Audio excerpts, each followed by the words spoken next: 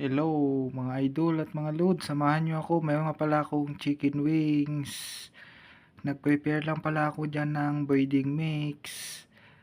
Tsaka lulutuin natin ito mamaya. Yan, ito na nga pala yung aking mantika na may kawali.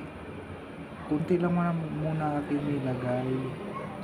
Tapos dinagdagan ko lang po ng kunti. Tara, samahan niyo ako mga idol, mga lods. Yan na nga pala yung tinimplahan natin kanina.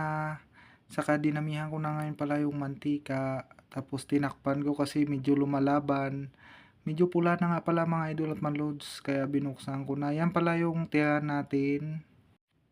Yan na nga pala yung luto na mga idol at mga lods. Inahon ko na yung isa kanina. Tsaka yung tatlo. Yan, nagplating na pala muna kami at gutom na. Kagagaling ko lang pala sa 12 hours duty.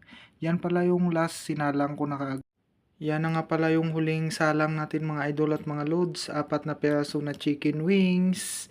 Yan, luto na nga pala lahat. Yung iba pala inulam na namin ng anak ko.